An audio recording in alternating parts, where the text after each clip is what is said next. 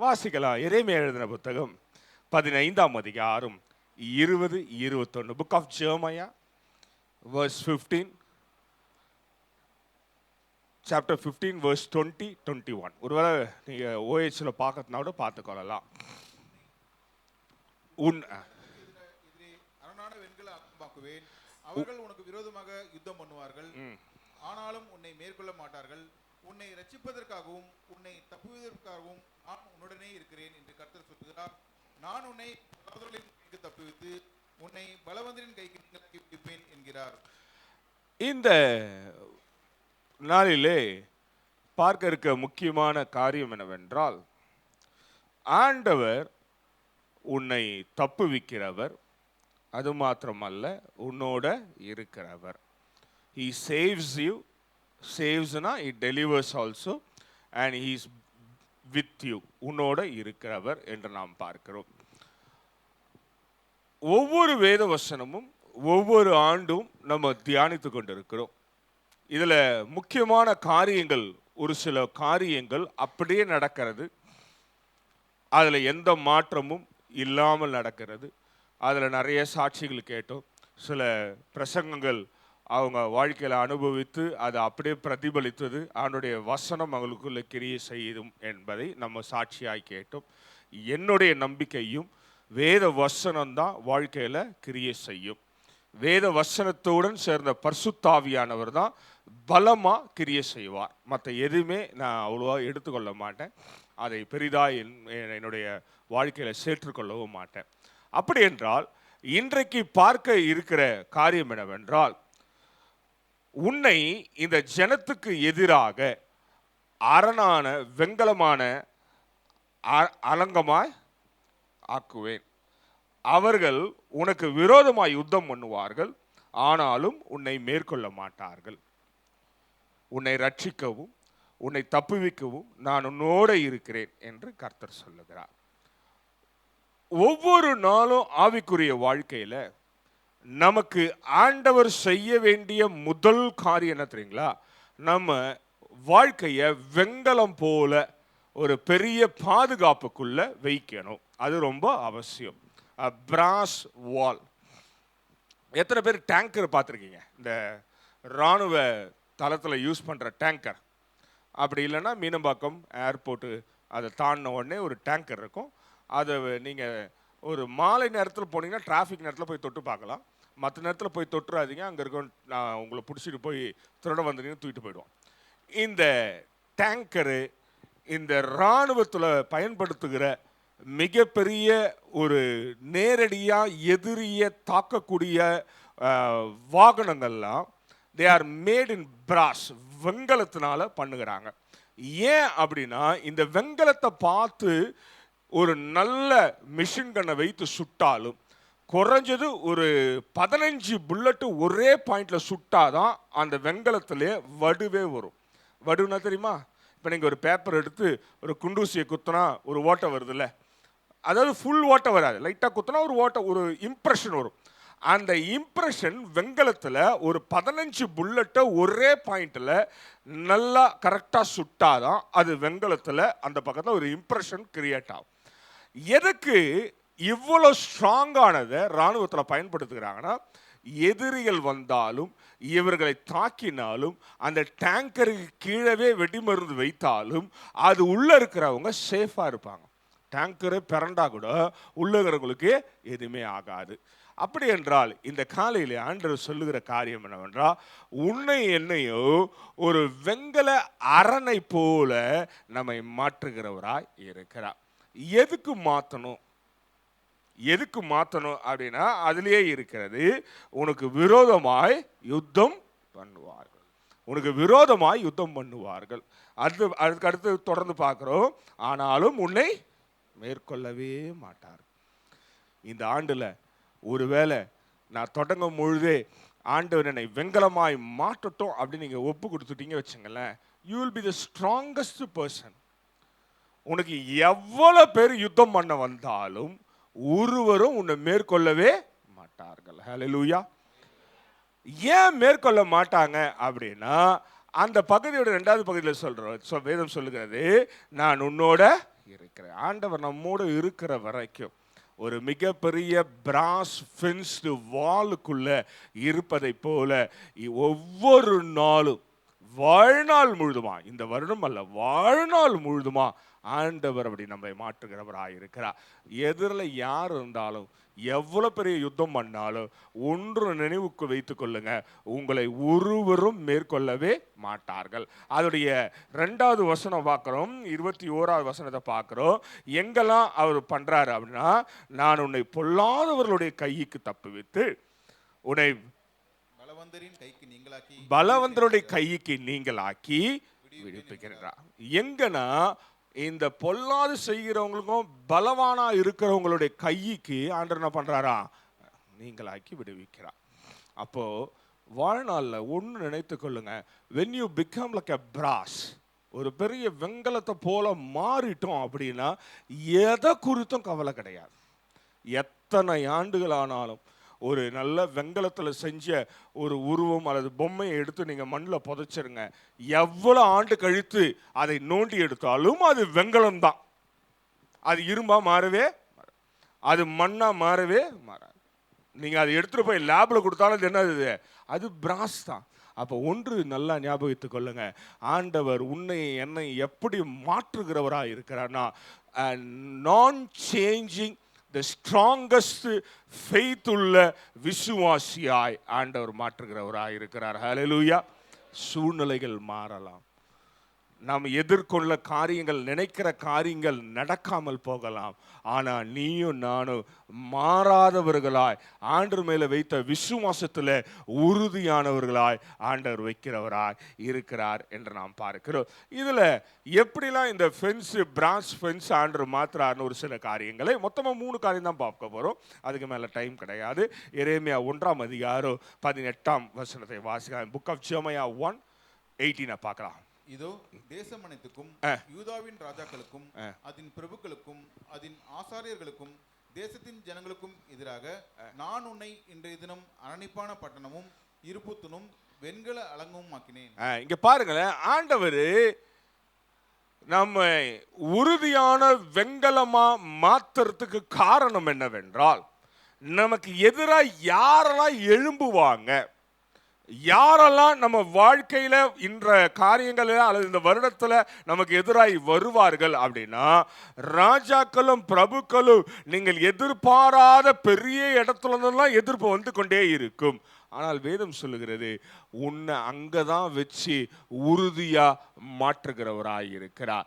எந்த சூழ்நிலையிலும் ஒன்று நினைவு வைத்துக் கொள்ளுங்க, நான் பின்வாங்க மாட்டேன், நான் ஏற்றுக்கொண்ட இயேசுவை ஒருபொழுதும் மறுதலிக்க மாட்டேன், நான் பெற்றுக்கொண்ட அபிஷேகத்தை ஒருபொழுதும் இழந்து விட மாட்டேன் என்று நீங்கள் உறுதியா இருக்க இருக்க இருக்க உங்களுக்கு எதிராக எவ்வளவு பெரிய காரியம் வந்தாலும் ஆண்டவர் உங்களை இன்னும் ஸ்ட்ராங் ஆக்கிக்கிட்டே போய்கிட்டே இருப்பார். காரணம் என்ன தெரியுமா, நீங்க கொஞ்சம் தின்னா இருக்கும் பொழுது ஒரு கல்லடி போடும்பொழுது அதில் ஒரு சொட்டை விழும்பொழுது ஆண்டவர் என்ன பண்ணுவார், திரும்ப முலாம் பூசுவார், திரும்ப முலாம் பூசுவார், திரும்ப முலாம் பூசுவார். பூச பூச பூச நீங்கள் என்ன ஆயிடுவீங்க, தட்டியாக ஆயிடுவீங்க. இந்த முலாம் பூசுகிற வேலைலாம் பரிசுத்த ஆவியானவர் வேலை. அவர் பூசும் போது நம்ம இன்னும் கனமாயிடுவோம், இன்னும் திக்காயிடுவோம். அதுக்கப்புறம் என்ன நடந்தாலும் அசையாத உறுதியா இருக்கிறோம் என்று நாம் பார்க்கிறோம். அதிலே 19ஆம் வசனத்தை வாசிக்கலாம். 1:19. அவர்கள் உனக்கு விரோதமாக யுத்தம் பண்ணுவார்கள், ஆனாலும் உன்னை மேற்கொள்ள மாட்டார்கள். பாருங்க, இந்த ராஜாக்கள் எல்லாம் யாருக்கு விரோதமா வருவாங்களா, உறுதியா விசுவாசமா ஆண்டவருக்காய் ஒரு வெங்கலம் போல இருக்கிறவங்களுக்கு விரோதமா யுத்தம் பண்ணுவார்கள், ஆனாலும் மேற்கொள்ளவே மாட்டாங்க. நீங்க எதை குறித்தும் இந்த ஆண்டு கவலைப்படவே படாதீங்க, ஒரு காரியத்துக்கு கூட கவலைப்படாதீங்க. ஐயோ இது வந்துருச்சே, இதை நான் எப்படி தாண்டி போவேன், அல்லது இதை நான் தாங்குவதற்கு எனக்கு பலன் இருக்குமா அப்படின்னா கவலையே படாதீங்க. ஆண்டவர் உன்னை உறுதியா நிலையா அசைக்க முடியாத ஒரு பெரிய வெங்கலத்தை போல இந்த ஆண்டு உன்னை பாதுகாத்து வைக்கிறவராய் இருக்கிறார். ஹல்லேலூயா. எந்த சூழ்நிலைக்கும் உன்னை அவர்கள் மேற்கொள்ளவே மாட்டார்கள், எந்த சூழ்நிலையும் மேற்கொள்ள மாட்டார். இந்த ஆர்மி ஃபென்ஸ்டு ஒன்று இருக்கு. ஆர்மியில் நீங்கள் இருந்தீங்கன்னா உங்களுக்கு தெரியும், இது ஒரு இல்லைன்னா கேட்டு பாருங்க இருந்தவங்கள. பெட்டாலியன் சொல்லி ஒரு குரூ இருக்கும், ஒரு குழு. அந்த பெட்டாலியன் என்ன பண்ணுவாங்கன்னா, ஒரு பகுதிக்கு போகும்போது அவங்க ஃபென்சிங் பண்ணிக்குவாங்க. ஃபென்சிங்னா நீங்கள் நினைக்கிற மாதிரி வேலிலாம் கிடையாது, ஆளுங்க நின்றுக்குவாங்க. அதாவது ஒரு 10 அடிக்கு இல்லை 15 அடிக்கு இல்லை 20 அடிக்கு ஒரு 50 அடிக்கு ஒரு ஃபென்ஸ் மாதிரி வரிசையாக நின்றுக்குவாங்க. இவங்களுடைய வேலை என்னன்னா, உள்ளே இருக்கிற மற்ற ஆர்மிக்காரங்களையும் அவங்க கொண்டு போகிற ஏவுகணைகளையும் அவங்க கொண்டு போகிற ஆர்ம்ஸ் அண்ட் அம்யூனிஷன்ஸை பாதுகாக்கிறது. இந்த ஃபென்ஸ் நிற்கிறாங்க பார்த்தீங்களா, அவனை தாண்டி ஒருத்தனை உள்ளே வர முடியாது. இன்கேஸ் இந்த ஃபென்ஸில் யாராவது ஒருத்தர் சுட்டுட்டான் எதிரி அப்படின்னா, உடனே அந்த ஆர்மி ஆஃபீஸரு ஒரு மேஜரை அங்கே போட்டுருவான்.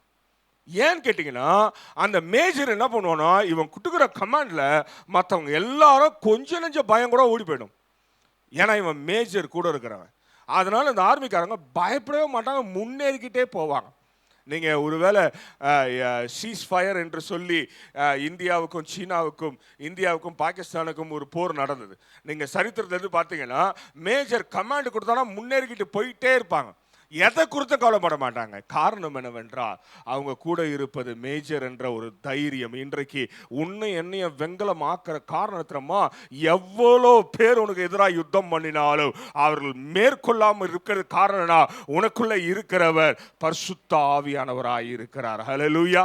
நீ எதுக்குமே பயப்படாத. ஆண்டவர் ஒருவரை தவிர, பரிசுத்த ஆவியானவர் ஒருவருக்கு தவிர, ஆலயத்துக்கு தவிர, நீ ஆராதனையில தவிர, நீ வேற எதுக்குமே பயப்படாத. வேற எந்த காரியமும் உன்னை மேற்கொள்ளாது.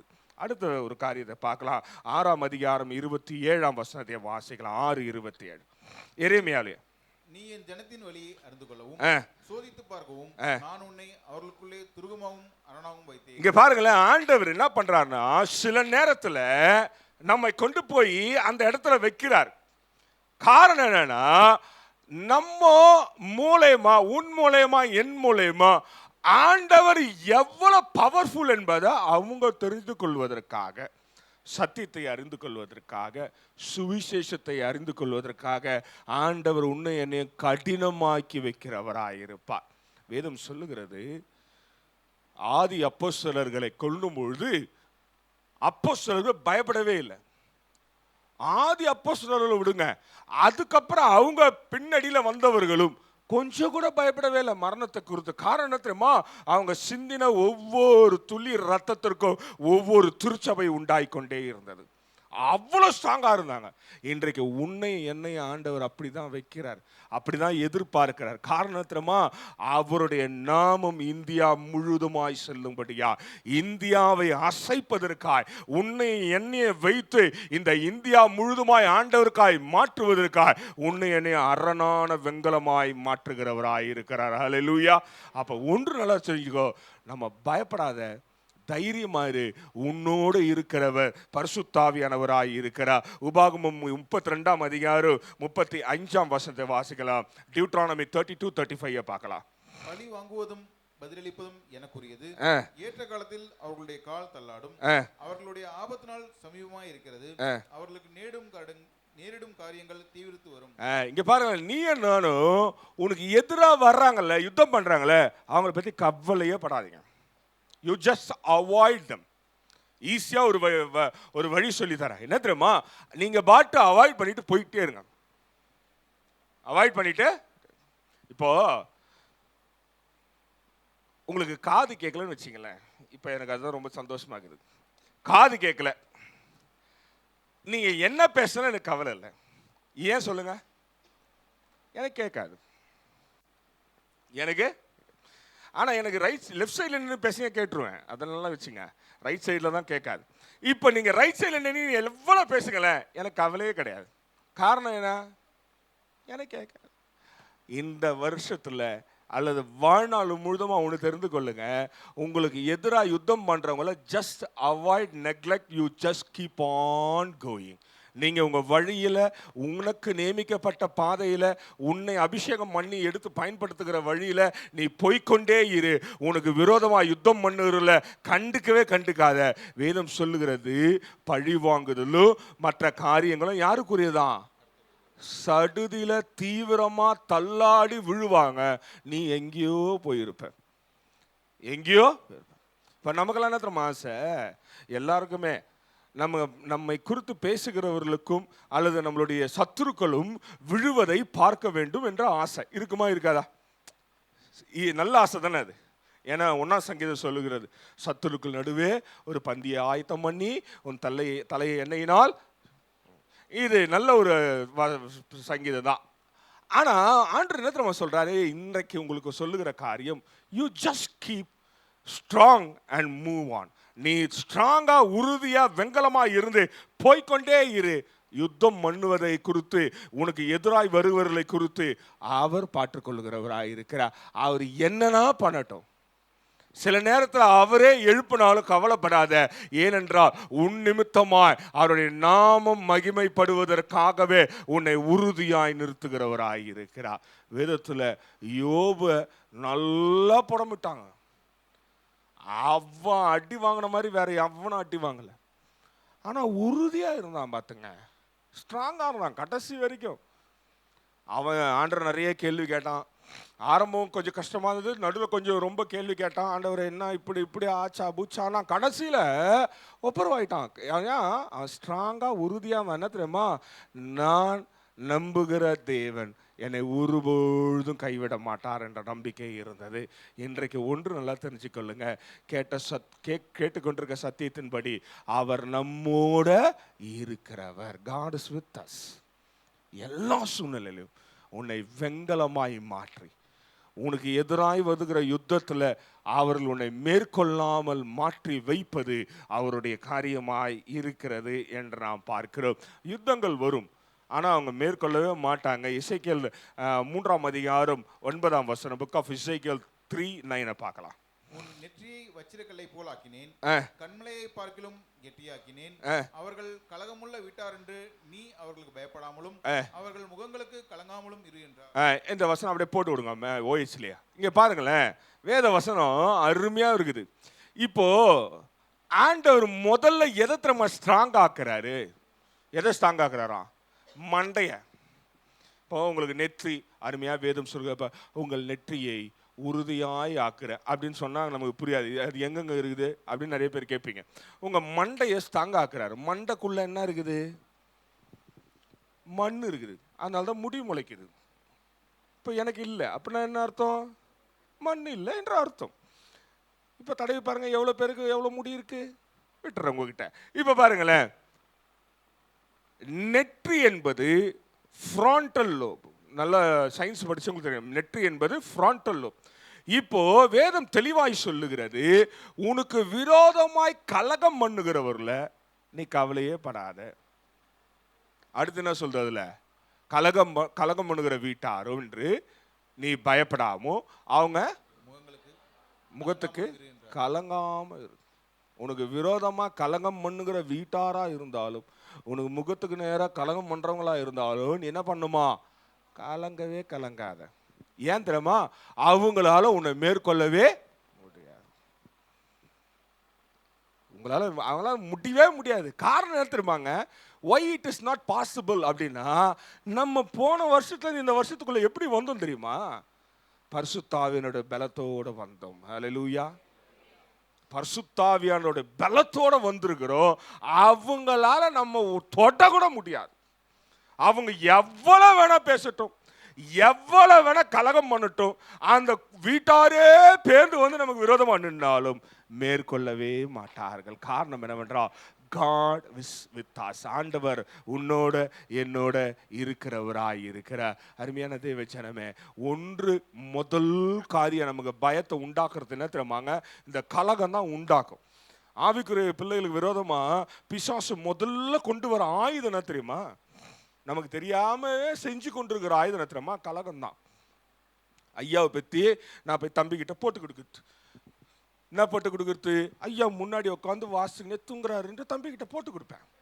தூங்க மாட்டார். ஐயாலாம் அவரெல்லாம் அவரை பார்க்கும்போது எனக்கு காண்டாகும். 77 வயசுல இப்படி இருக்கிறாரு அப்படின்ட்டு, 67 வயசுல இப்படி இருக்கிறாருன்ட்டு. ஓகேங்களா? நான் என்ன பண்ணுவேன், அவர் நல்லா தான் முடிச்சுருப்பேன், நான் விட்டு என்ன போட்டு கொடுப்பேன், தூங்குறார். இவன் எத்தனை சொல்லுவான், ஐயா கொரத்தை விட்டான் பாஸ்டர் கேட்டாருன்னுவான்.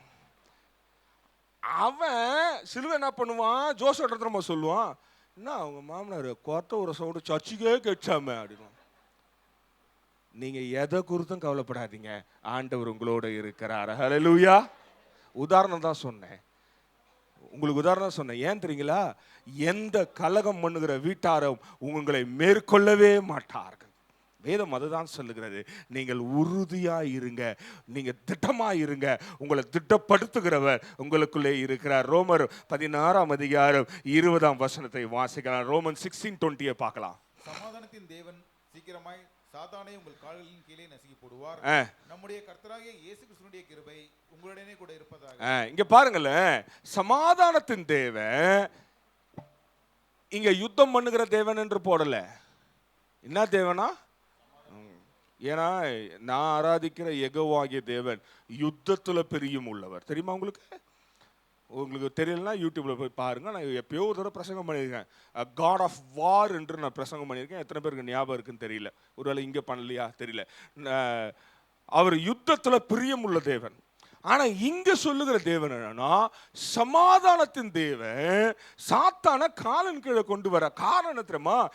ஏன் சமாதானமா அவர் காலின் கீழே கொடான்னா, நீ அவங்கள பார்த்து பயப்படாம கலங்காம உறுதியா இருக்கும் பொழுது அவனை அழகா கொண்டாந்து போட்டு, தம்பி உனக்கு எதிராக இருந்தவங்கள உன்னோட சமாதானம் பண்ணுவதற்காக கொண்டு வர, உன்னோட உனக்கு கீழே கொண்டு வருவதற்காக அவனை கொண்டு வந்திருக்கிறேன்.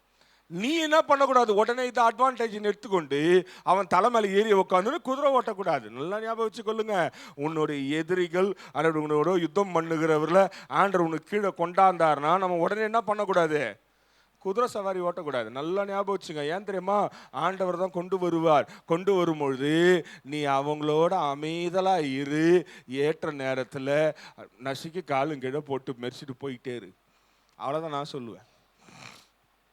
சரியான நேரம் வரும்பொழுது மெரிச்சிட்டு போயிட்டே இருக்க வேண்டியதான். இப்போ சாத்தான்னு ஒருத்தன் தெரிஞ்சிடுச்சு. இப்போ நானும் என் கூட ஒரு ஆள் வரான், அவன் நல்லா சாத்தான்னு தெரிஞ்சு வச்சுங்களேன், எவ்வளோ தூரம் கூட்டின்னு போவேன்? நல்லா தான் பேசிட்டு போவேன், பஜ்ஜி வாங்கி கொடுப்பேன், காஃபி வாங்கி கொடுப்பேன், பிரியாணி கூட வாங்கி கொடுப்பேன். எவ்வளோ தூரம் கூட்டின்னு போவேன்? முன்னாடி பள்ளம் வர வரைக்கும் கூட்டின்னு போவேன். பள்ளம் வந்தோடனே நான் என்ன பண்ணுவேன், லைட்டாக அவனை தள்ளி விட்டு போய்கிட்டே இருக்க வேண்டியதான். வேற என்ன பண்ண முடியும்? பள்ளத்தை ஒன்று அவனை போட்டு அவன் மேலே பச்சை குதிரை தாண்டி பள்ளத்தை தாண்டி ஓட வேண்டியது தான். அப்படி என்றால் ஒன்று நல்லா தெரிந்து கொள்ளுங்க, சாத்தான அழகா ஆண்டவர் சமாதானமா நம்ம காலின் கீழே கொண்டு வருவார். நீங்க அதை குறித்து கவலையே படாதீங்க.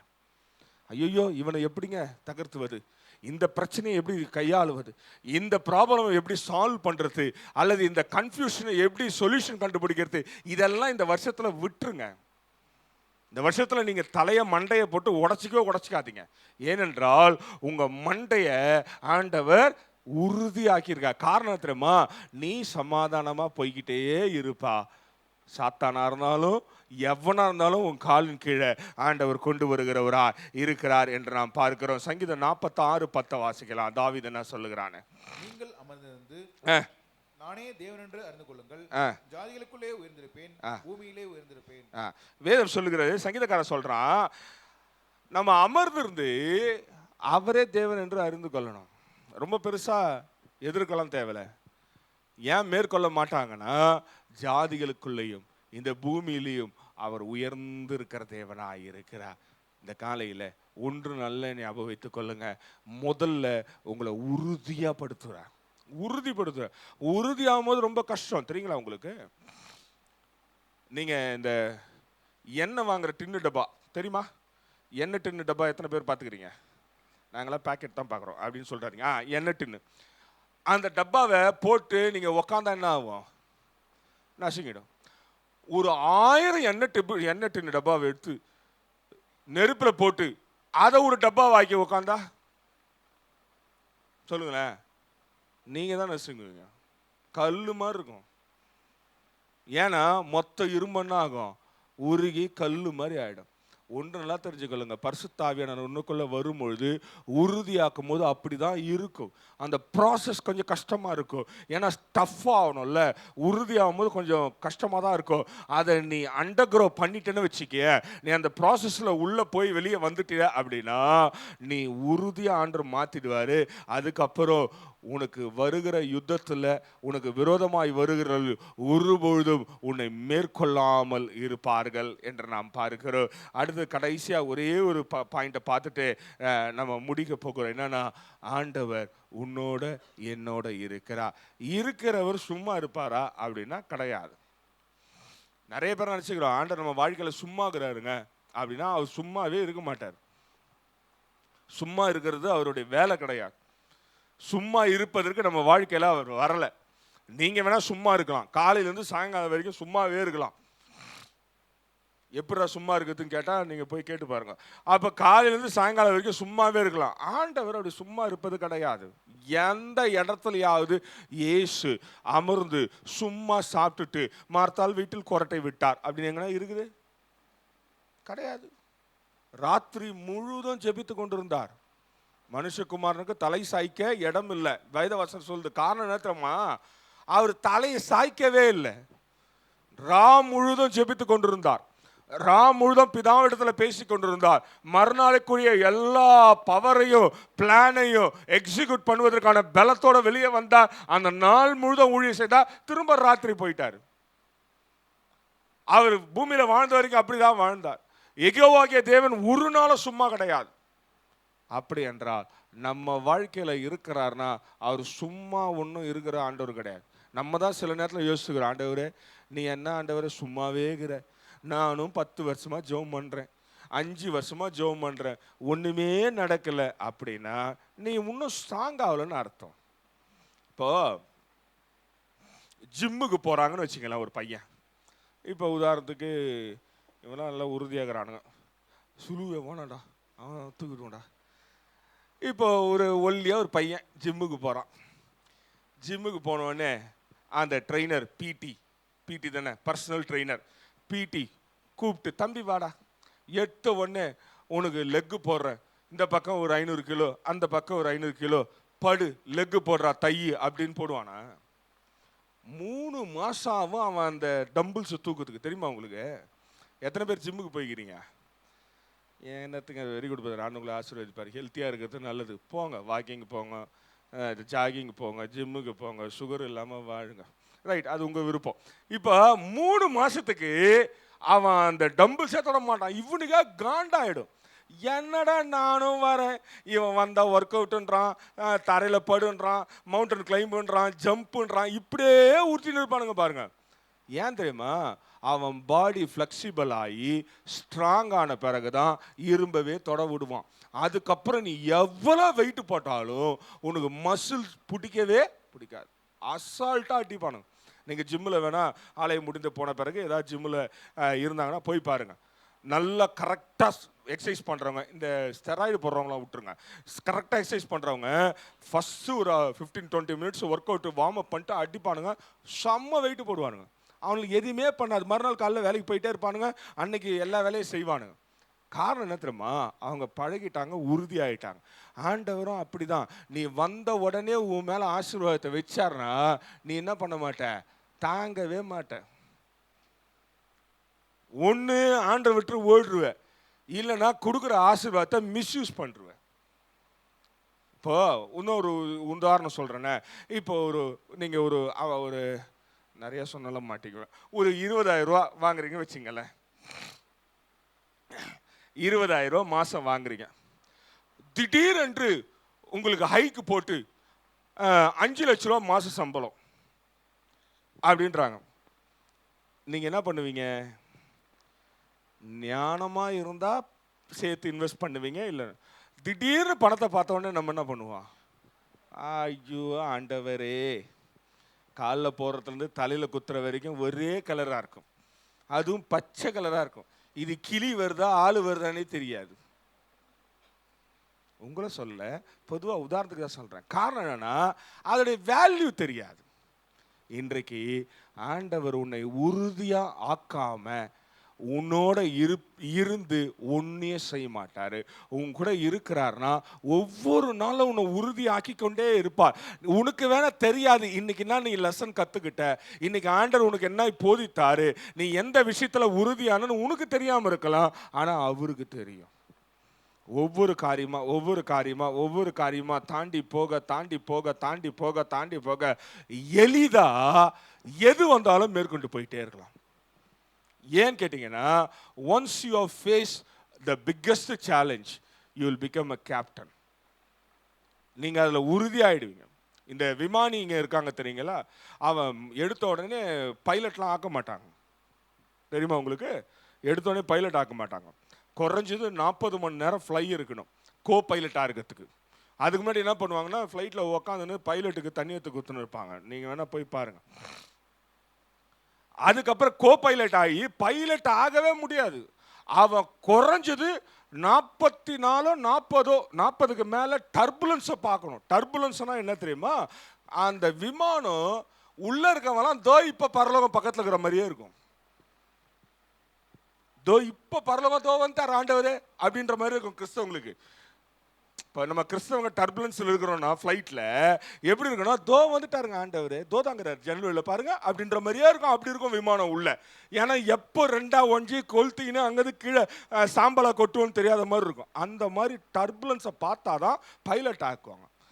ஆண்டவரும் அப்படிதான். உன் வாழ்க்கையில இருக்கிறாருன்னா சும்மாலாம் இருக்க மாட்டாரு, செய்ய வேண்டியதை செஞ்சு கொண்டே இருப்பாரு.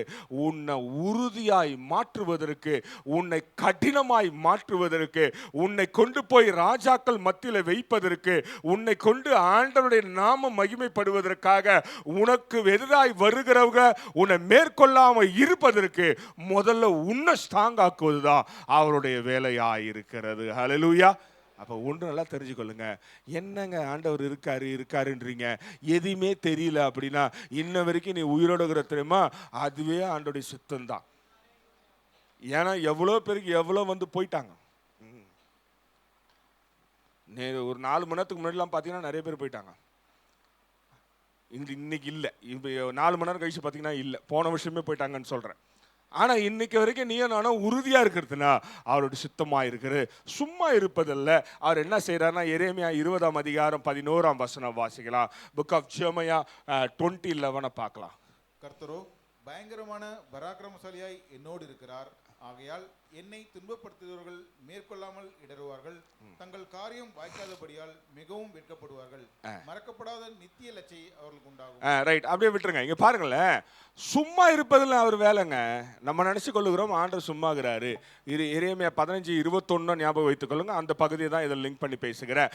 அப்படி என்றால் கர்த்தரோ எப்படி இருக்காருன்னா, பயங்கரமான பராக்கிரமசாலியாய் யாரோடு இருக்கிறாரா? நம்மோட, என்னோட இருக்கிறார். இருக்கிறவரு என்ன தெரியுமா பார்க்குறாரு? துன்பப்பட்டுக்கிறவர்கள் நம்மளை மேற்கொள்ளாமல் இடறுவாங்க. எப்படிடா இவனை அடிக்கலான்னு பிளான் பண்ணிக்கினே இருப்பாங்க. பிளான் மொத்தமாக என்ன ஆகும்? வேஸ்டாக போயிட்டே இருக்கும். பிளான் மொத்தமாக வேஸ்டாக போயிட்டே இருக்கும். எவ்வளோ பிளான் போட்டாலும் அவர் நம்மளை உறுதியாக நிற்க வச்சபடினால, அவர் நம்ம கூட இருப்பதினால, அவர் பயங்கரமான பராக்கிரமசாலியாக இருப்பதுனால என்ன ஆகும்னா, அவங்க பிளான் எல்லாம் இடறிக்கிட்டே இருக்கும், ஃபெயிலியர் ஆகிக்கிட்டே இருக்கும். ஆனால் அவங்களும் சும்மா இருக்க மாட்டாங்க. தெரியுமா உங்களுக்கு? தோத்தவனுக்கு தான் அந்த வழி தெரியும். நீங்கள் எங்கேயாவது ஒரு இடத்துல அசிங்கப்பட்டு பாருங்களேன், அப்போ தான் உங்களுக்கு அந்த வழி தெரியும். விடவே மாட்டீங்க. அந்த ஆளை பார்க்கும் போதெல்லாம் எப்போ சான்ஸ் கிடைக்கும் திருப்பி அவனை அசிங்கப்படுத்தலான்னு தோணிக்கிட்டே இருக்கும். தெரியுமா உங்களுக்கு? யாராவது உங்களை பார்த்து திடீரென்று, சரி அவெல்லாம் வேணாம், சிம்பிளாக சொன்னீங்க, நீங்கள் திடீர்னு பாடுறீங்க, ஏதோ ஒரு பாட்டு பாடுனுக்கிறீங்க, எனக்கு டைம் ஆயிடுச்சு, அம்மா கொஞ்சம் நிறுத்திடுமா பிரசங்கம் பண்ணணும் அப்படின்னு சொல்லிட்டோம் வச்சுங்களேன், அவ்வளோதான். என் மண்டையில் கல் வரும். அந்த கல் எப்படி வரும் தெரியுமா? கருங்கல் போலவே வரும். அப்போ எவ்வளோ கஷ்டம் அவங்களுக்கு. ஏமா சரிம்மா, அடுத்த வாட்டி நீ 50 ஸ்டான்ஸா பாடுற வரைக்கும் உட்காந்துருக்கணும். அவங்களும் அடுத்த வாட்டி வஞ்சனை இல்லாமல் 50 ஸ்டான்ஸா பாடுவாங்க. பார்த்துங்க, நான் அன்னைக்கே 2 ஸ்டான்ஸா எக்ஸ்ட்ரா விட்டுருந்தா என் வேலை முடிஞ்சிட்டு இருக்கும். இன்னைக்கு சான்ஸ் கிடச்சிச்சு பார்த்தீங்களா, அதனால 50 ஸ்டான்ஸா பாடுவாங்க. காரணம் தெரியுமா? அன்னைக்கு அவர் அசிங்கப்படுத்திட்டார்ல, மைக்கை வாங்கிட்டார்ல பாதியில், அப்படின்னு இருக்கும். அப்போ பிசாசு, இப்போ நான் சொன்னது நமக்கே வெளியெல்லாம் இல்லை. பிசாசு எப்படி தெரியுமா? நம்மை விட 1000 மடங்கு தந்திரசாலி. நீ ஒரு தடவை அவன் போட்ட பிளான் ஃபெயிலியர் ஆயிடுச்சுன்னு வச்சுங்கல்ல, 1000 வழியில் பிளானை போட்டுக்கிட்டே இருப்பான். அதான் சொன்னேன், அவர்கள் உனக்கு விரோதமாக யுத்தம் பண்ணுவார்கள், ஆனால் மேற்கொள்ளவே. எவ்வளவு பிளான் போட்டாலும், எவ்வளவு திட்டம் போட்டாலும், என்னோட இருக்கிறவர் பயங்கரமான பராக்கிரமசாலியா இருக்கிறார். அவர் இருக்கிற வரைக்கும் அவன் 1000 பிளான 10,000 வழியில போட்டாலும் அவன் என் நிழல கூட தொடவே முடியாது.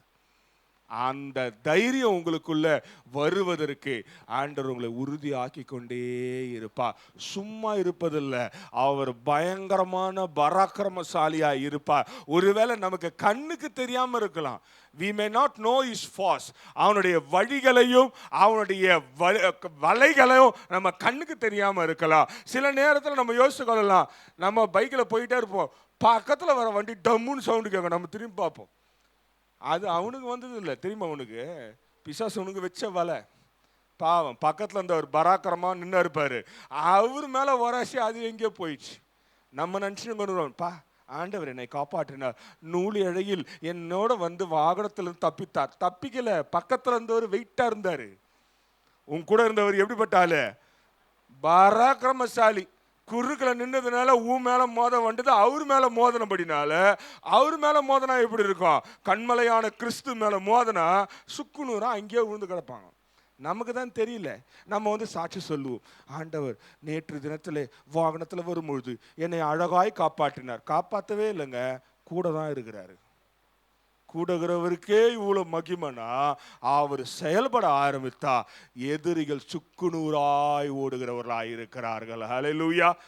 அப்போ ஒன்று நல்லா தெரிஞ்சுக்கொள்ளுங்க, பராக்கிரமசாலியான ஆண்டவரை நீயும் நானும் வைத்திருக்கிறோம். கூட இருக்கிறவர் அப்படிதான் நம்மோட இருக்கிறார் என்று நாம் பார்க்கிறோம். இன்னொரு காரியத்தை வாசிக்கலாம். ஏசாயா 54 அதிகாரம் 17 புக் ஆஃப் ஐசாயா 54:17 பார்க்கலாம். உனக்கு விரோதமாய் உருவாக்கப்படும் எந்த ஆயுதமும் வாய்க்காதே போம், உனக்கு விரோதமாய் நியாயத்தில் எழும்பும் எந்த நாவையும் நீ குற்றப்படுத்துவாய். இது கர்த்தருடைய ஊழியக்காரரின் சுதந்திரமும் என்னால் உண்டான அவர்களுடைய நீதியுமாய் இருக்கிறது என்று கர்த்தர் சொல்லுகிறார். இங்க பாருங்க, ஆண்டவர் என்ன சொல்றாருன்னா, அவருடைய நீதி விளங்கும்படியா.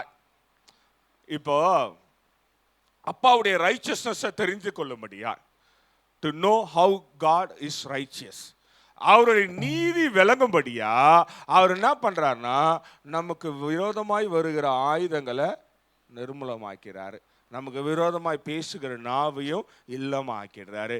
அப்போ ஒண்ணுன்னா தெரிஞ்சுக்கோ, is not just simple cool sitting inside our heart. நம்முடைய இருதயத்துல பரிசுத்த ஆவியானவர் அல்லது ஆண்டவர் நம்மளுடைய வாழ்க்கையில சும்மா அப்படியே கூல் காயா உக்காந்துருக்கிற வேலை கிடையாதுங்க அவருக்கு. நம்ம தான் நினச்சி கொள்ளுகிறோம் ஆண்டவர் சில நேரத்தில் தூங்கினுக்கிறார் நினச்சிக்கிறோம். அவர் தூங்குற வேலை இல்லை. சில நேரத்தில் நம்ம நினச்சிக்கிறோம் ஆண்டவர் ரொம்ப டயர்டா என் வாழ்க்கை என்ற படகில் அடித்தட்டிலே போய் தலைக்கு தலகாணி இல்லாமல் கையை வைத்து கொண்டு கொரட்டை விட்டு தூங்கி கொண்டிருக்கிறார். அப்படிலாம் கிடையவே கிடையாது. அவர் நடக்கிறதெல்லாம் பார்த்துன்னு தான் இருக்கிறாரு.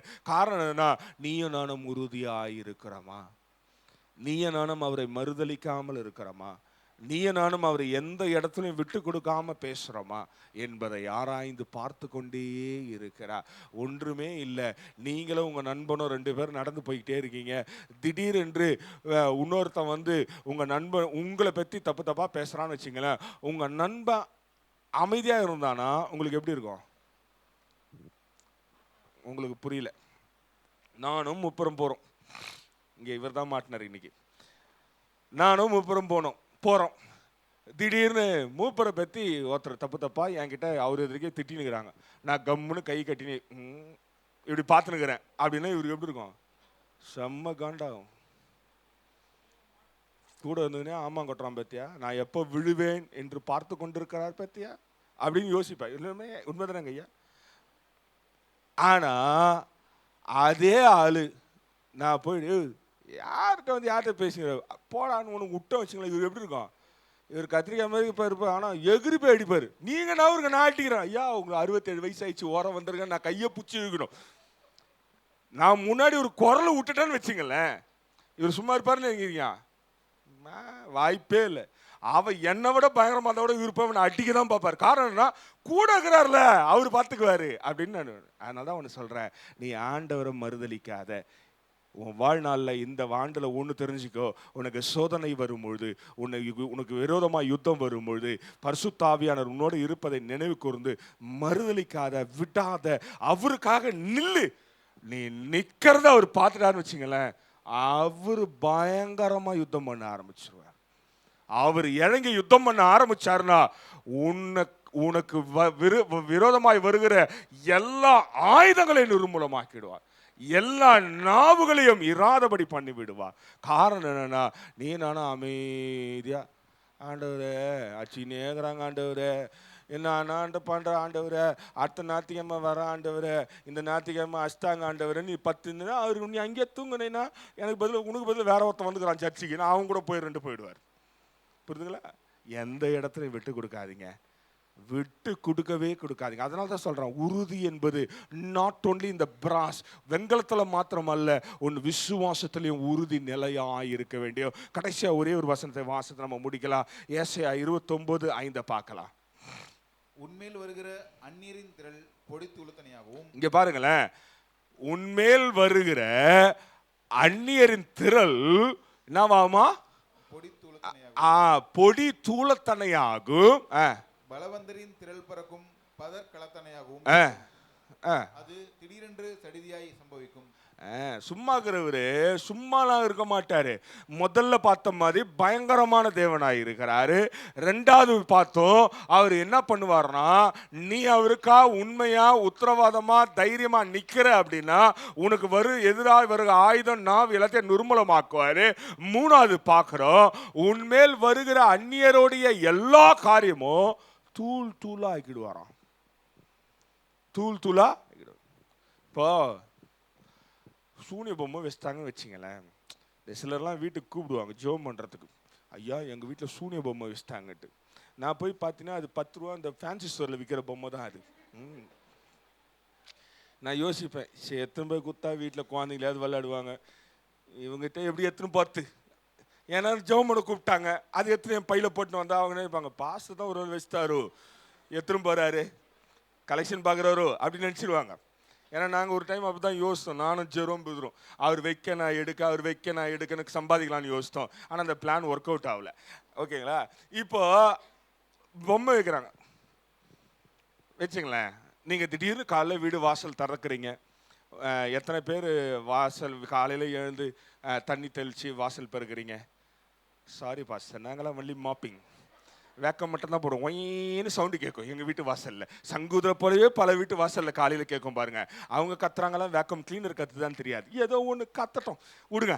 இப்போ காலையில் எழுந்து வீட்டை விட்டு வரீங்க, பால் எடுக்கவோ எதுக்கோ வரீங்க, ஒரு பொம்மை கிடக்குது.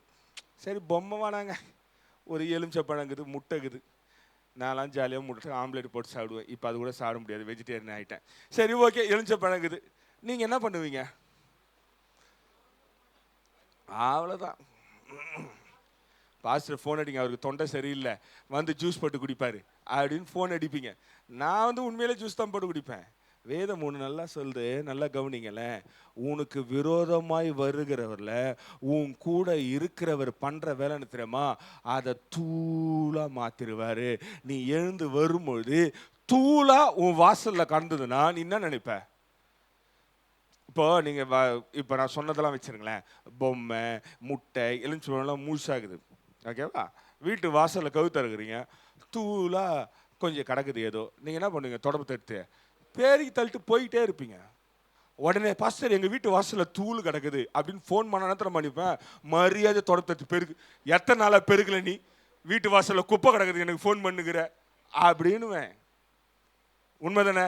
எலுமிச்சம்பழம் கிடக்குதுன்னா வருவேன், ஏதோ ஜூஸ்க்கு கிடைக்கும் அப்படின்னு ஆசையில் ஓடி வருவேன். இல்லை பொம்மை கிடந்தாலும் வீட்டுக்கு எடுத்துகிட்டு போய் விளையாடலான்னு யோசிப்பேன். நீ தூள் கிடக்குதுன்னு சொன்னால் நான் என்ன பண்ணுவேன்? உனக்கு கிறுக்கு பிடிச்சிச்சுன்னு நினச்சிக்குவேன். தூள் கிடந்தா என்ன பண்ணும்? பெருக்கி தான் தள்ளணும். இப்போ யோசிச்சு பாரு, உனக்கு விரோதமாய் யுத்தம் பண்ண வருகிறவர்களை ஆண்டவர் தூள் மாதிரி ஆக்கிட்டா நீ என்ன பண்ணணும்? பெருக்கி தள்ளிட்டு போய்கிட்டே இருக்கணும். பெருக்கி தள்ளிட்டு இந்த ஆண்டு நீங்க ஒரு முக்கியமான காரியத்தை யோசித்து கொள்ளுங்களேன்.